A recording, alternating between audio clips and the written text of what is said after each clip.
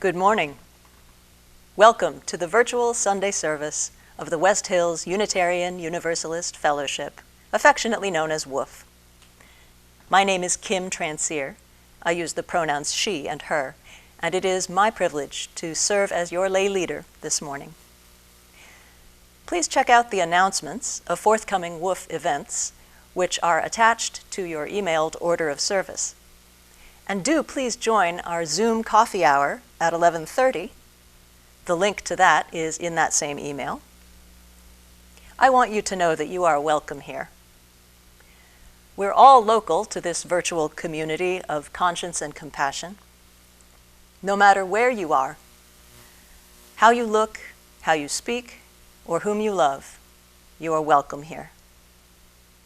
Whether you join us today feeling exhausted by worry or anger or the heat, you are welcome here. If you come feeling inspired by the beauty of a summer morning, you are welcome here. While our minister, the Reverend Tracy Springberry, is away for the summer, most of our speakers are members of our congregation. Much of today's service will be presented by Norma Heyser and other WHUUF members. Beauty is the theme of today's service. And as I light our chalice, I want to share these words attributed to the Navajo people. Beauty is before me and beauty behind me. Above and below me hovers the beautiful. I am surrounded by it. I am immersed in it.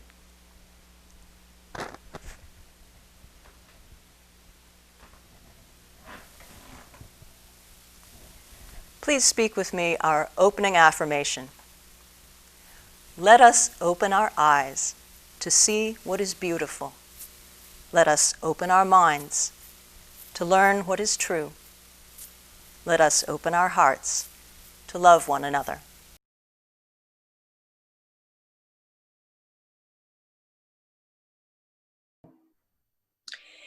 This book, On the Day You Were Born, tells us all about the day you were born.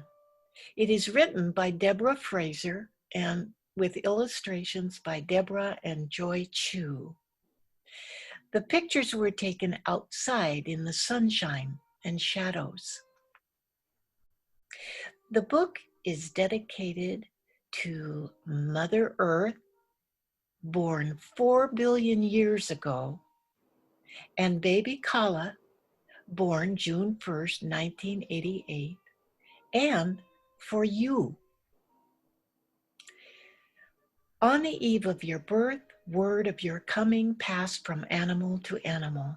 The reindeer told the Arctic terns, who told the humpbacked whales, who told the Pacific salmon, who told the monarch butterflies, who told the European eels, who told the busy garden warblers, and the marvelous news migrated worldwide. While you waited in darkness, tiny knees curled to the chin, the earth and her creatures with the sun and moon all moved in their places, each ready to greet you the very first moment of the very first day you arrived. On the day you were born, the round planet Earth turned toward your morning sky, whirling past darkness, spinning the night into light. On the day you were born, gravity's strong pull held you to the earth with the promise that you would never float away.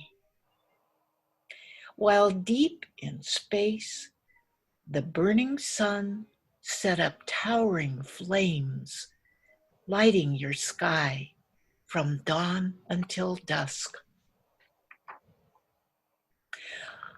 On the day you were born, the quiet moon glowed and offered to bring a full bright face each month to your windowsill. While high above the North Pole, Polaris, the glittering North Star stood still, shining silver light on your night sky. On the day you were born, the moon pulled on the ocean below, and wave by wave, a rising tide washed the beaches clean for your footprints. While far out at sea, clouds swelled with water drops, sailed to the shore on the wind, and rained you a welcome across the earth's green lands. On the day you were born, a forest of tall trees collected the sun's light in their leaves, where in silent mystery they made oxygen for you to breathe. While close to your skin and as high as the sky, air rushed in and blew about, invisibly protecting you and all living things on earth. On the day you were born, the earth turned, the moon pulled, the sun flared, and then with a push you slipped out of the dark, quiet, where suddenly you could hear a circle of people singing with voices familiar and clear. Welcome to the spinning world, the people sang, as they washed your new tiny hands. Welcome to the green earth, the people sang, as they wrapped your wet, slippery body, and as they held you close, they whispered into your open, curving ear. We are so glad you have come.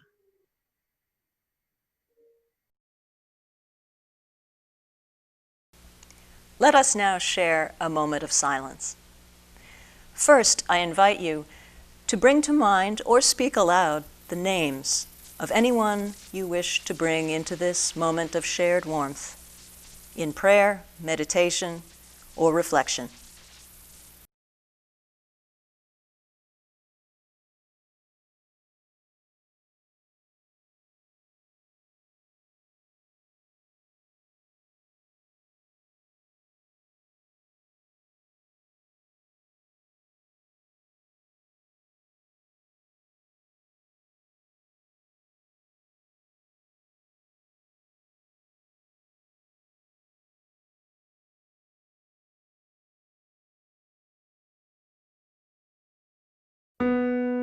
The river is flowing, flowing and growing. The river is flowing down to the sea. Mother, carry me, child, I will always be. Mother, carry me down to the sea.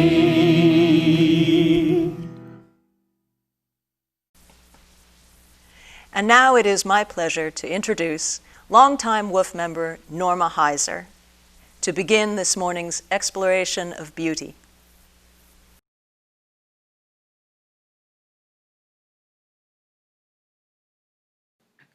Thank you, Kim. I'm Norma, happy to be the instigator of this service, Beauty in the Eye of the Beholder. It is an idea to explore as a prompt. It is born out of my belief that while rage, grief, and loss rain themselves into our environment, they transform emotions into hopelessness.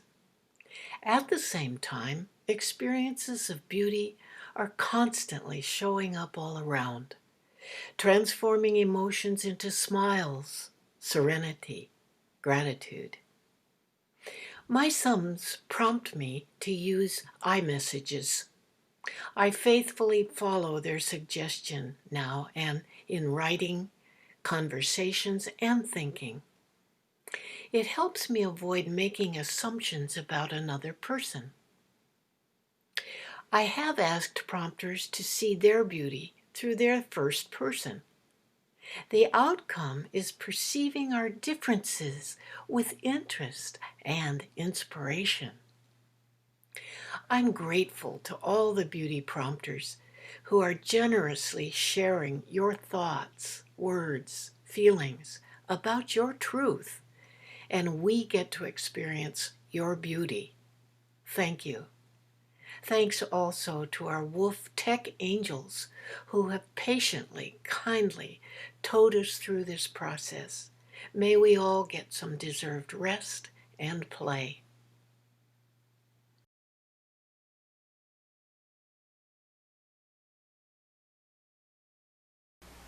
Ladies, our bodies are beautiful.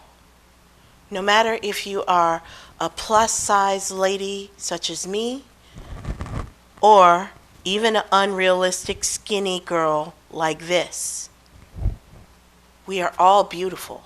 The Creator has deemed it so. Please, don't starve yourself to become like this. Don't gob up your skin cells with chemicals you can't even name so that you can be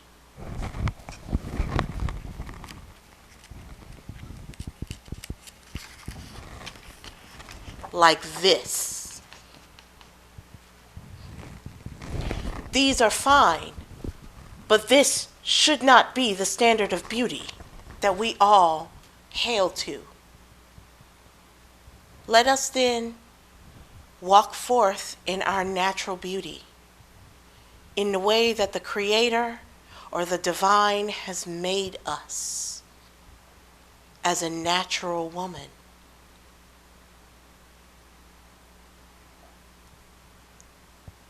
We should strive for being exactly who we are. And there's this little song I would like to end with, just a tiny one. So I am sitting here wandering memories, so I can see the beauty of the world through my own eyes. We must see the beauty within ourselves and without of ourselves through our own eyes. No one can tell you you're beautiful if you don't think you're beautiful. That to me is true beauty, the beauty that we were born with.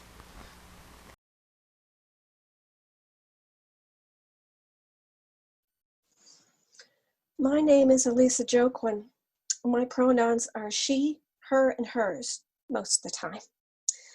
My topic is the mask that hides us. Masks, what can I say about them? First, most people are familiar with one type of mask, the physical kind, the kind that you wear at Halloween. A mask can be beautiful. A mask can be ugly and frightening. Even so, this type of mask has one purpose, to hide the face so that the person isn't recognized, just like a superhero. However, there is another kind of mask, and I have worn this mask throughout parts of my life. It's one that can't be seen. It's deep inside, covering up what I call my soul. Where does this mask come from? Well, it comes from when someone says the most ugly and unkind words for the first time, such as ugly, stupid, words spoken with venom designed to hurt. This hidden mask can't be seen. It protects my heart and soul from being injured, and yet it's very fragile. It will either break at the slightest harm or harden as the hurt continues. This mask can also appear beautiful and hide what is ugly underneath. Or it can appear plain and hide a beautiful soul, fearful to come out. Over time, my mask was like the one that was hardened. It became a shell that was hard to remove. I hid within its protective dark shadow, and yet not quite afraid to let a little light shine through. Like a superhero, I created an identity at times, a void of emotion. And I believed that identity was true, but it wasn't. I mean, I told myself that the hurt didn't matter, when in truth, it did. Soon the mask became me, and my true self had become lost within the mask. The only way to dissolve the mask was through more hurt, through tears, by facing the truth that the mask wasn't my true self. I was hiding behind a mask. My mask was like a predator, protecting and hiding who I was, until someone helped me to rip off the mask, exposing what was underneath. Someone who was hurting and needed healing from all the unkind words that hurt me. I still get hurt from time to time, but I no longer hide it behind that hidden mask. Now I wear a different mask, one that some of you have seen with almost every Friday, fighting for what is right. That mask may cover a portion of my face, but it never covers my true self. Someone who is beautiful and strong and grateful for the hurt, because without it, I would not have regained my true self. And in my own way, I am beautiful. I leave you with this quote to think about the kind of mask you might be wearing. No matter what identity we cling to, it takes a great courage to step out of the old masks we wear and the old scripts that we live by, and open ourselves to the mysterious inner core of our being. Blessed be. Not having an artist's eye, I decided to take my beauty prompt outside the box and say a bit about beauty that isn't necessarily visual, but provokes a similar welling up, or maybe a tickle, or even a hearty laugh. Such moments are elusive and can be hard to capture on camera, so most of my slides may reflect the usual visually inspired wellings, more than my narrative. A few beauty surprises. My Sing Portland choir, trying to keep being one. Finally giving up that hopeless effort, singing to ourselves with each other, and sometimes to each other, on Zoom, remaining a community. The scent of Juliet's fur after a day lazing on the porch, like fresh laundry, or the garden. The music that I've been forgetting to listen to, and the dance that I no longer do, because I haven't found the music to move me. I'd better start looking. Well-designed, practical objects, like my new electric kettle, that I resisted getting for almost ever, despite replacing so many splattered stovetop kettles.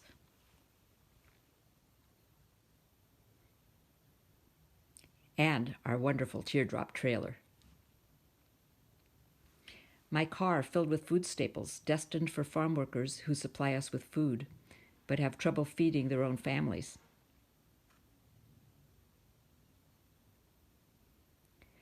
Uncontrolled, extended, possibly maniacal laughter that infects me and Carla when we read each other's silly thoughts in a cafe and disrupt the other patrons' screen work or quiet talking.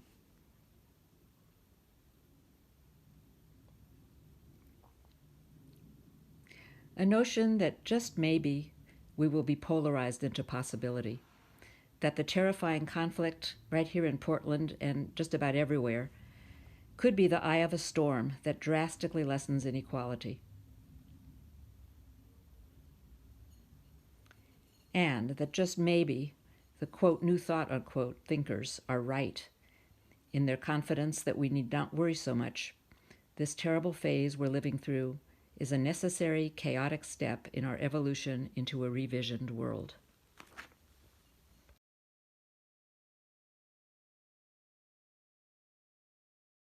Good morning. My name is Cleone Hawkinson. Daily, Stuart and I walk our trail. We have slowed down these days and have noticed tree bark beauty everywhere. Bark surrounds, expands, ages, peels, revealing unexpected colors. Bark sees all that passes, the days, seasons, years. Bark welcomes visitors, bugs, butterflies, bees, birds, spiders, squirrels, claws, kids. We rest against its prickly shade, time's tracing etched deep, reassuring, sustaining our breath. Inside a sculpture.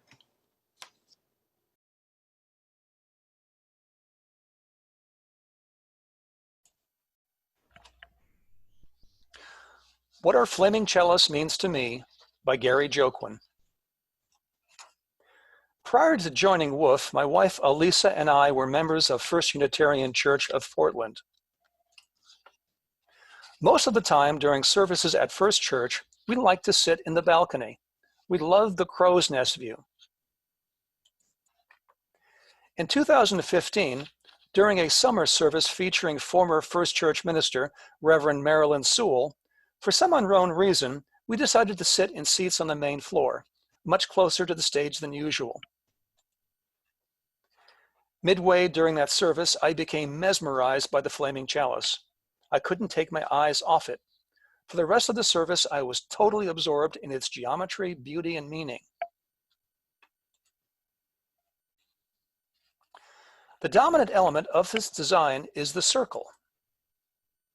Its focus is upon its center. In UU religious context, this center represents that to which we aspire and value the most. In architectural design, the center is often filled by an object, like an obelisk, a statue, or an altar. Such design elements prevent people from directly experiencing the center. They can only appreciate it from afar. When the center remains open, individuals are free to explore and share its transcendence with others. Our chalice is comprised of two circles representing the communities that merged together in 1961 to form our association: the Unitarians and the Universalists. Each circle has its own distinct center symbolic of the different perspectives and beliefs of each community.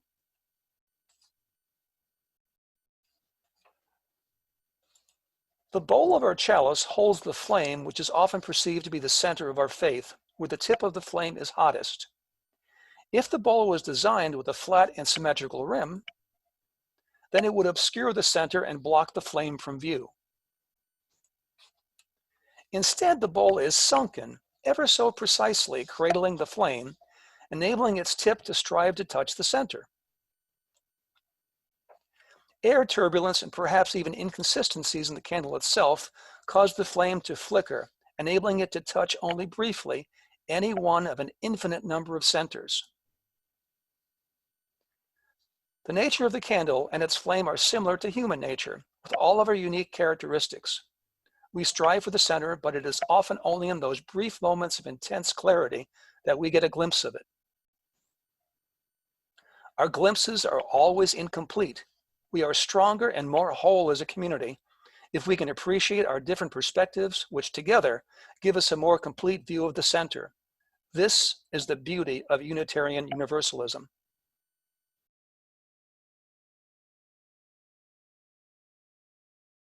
Good morning. My name is Deneen Mitchell. For me, beauty manifests itself in all of the five senses. Everything around me is heightened and inspired by Mother Nature. This is about reflections on returning to my birth home, the beautiful state of Oregon. I love telling people I am from Portland, the city of roses. I must confess that I have a love affair with the rose gardens. The walkways are lined with every variety and color in the rainbow. They hold a very special place in my soul and in my heart. Mother always told me, never forget to stop and smell the roses. And I don't. Roses indeed make my heart sing. Yummy. My new word for all that is beautiful. And then, magnificent Mount Hood. Anytime we are driving, turn a corner, pop over a hill. Oh, there she is. I gasp. My heart beats a little faster. I grab my chest and utter the words, "Be still, my heart." I take in a deep breath, as she is always a visual feast. Yummy. I missed the trees, standing tall and stately in our forests. I longed for the beauty of the many shades of green, created by the sun filtering through the leaves of the trees, and the ferns that graced the forest floor. I missed the beautiful wildflowers that create a kaleidoscope of colors. Orange poppies, the woodland sorrel, blue cornflowers, and the Queen Anne's lace that lines almost every highway. Yummy. And I must not forget the sweet peas. Traveling from Astoria to Brookings down Highway 101 is magical. What beauty lies around the next bend.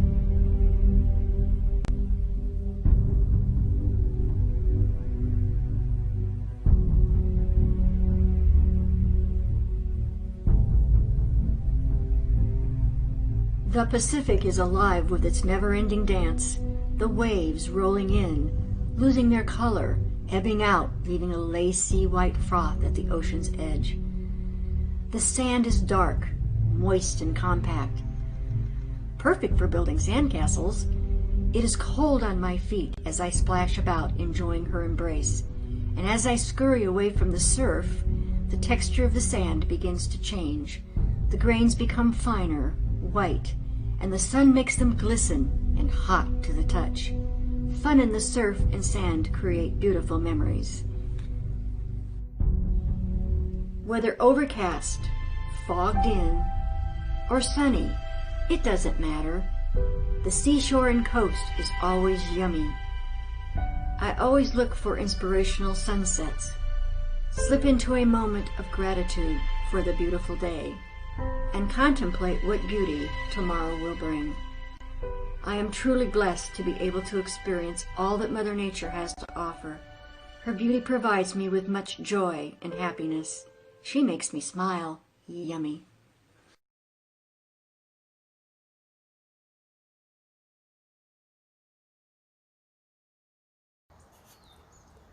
Hi, this is Suzanne Riles. Let's listen to the Claude Debussy flute solo called Syrinx, based on the Greek myth of Pan, who has lost his sheep.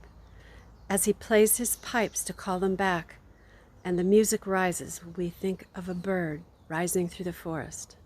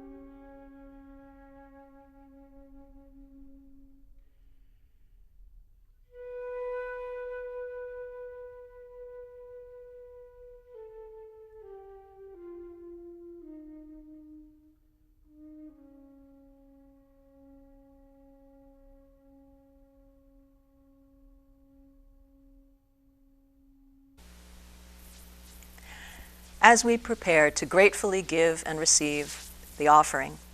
Please watch your screen for instructions on how you may offer financial support during this time. In contemplating the stewardship of this community, we acknowledge the original peoples who stewarded this land long before we claimed it as ours.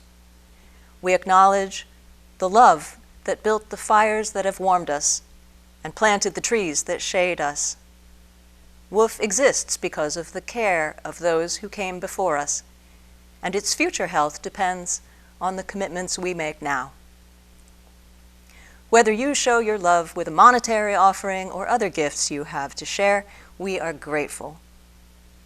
To become more involved in our community, please contact us via email, on the web, or by phone.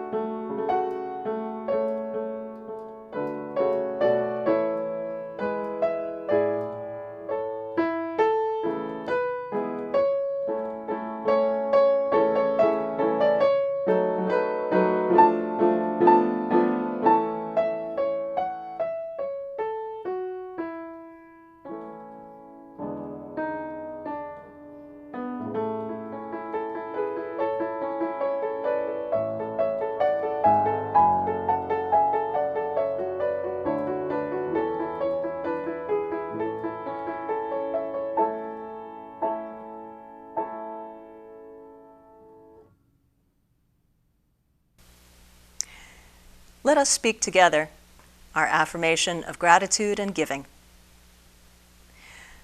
Let us be grateful when we are able to give, for many do not have that privilege.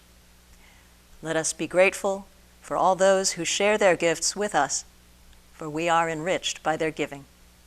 And let us be grateful even for our needs, so that we may learn from the generosity of others. Now it is time to extinguish our chalice until we meet again.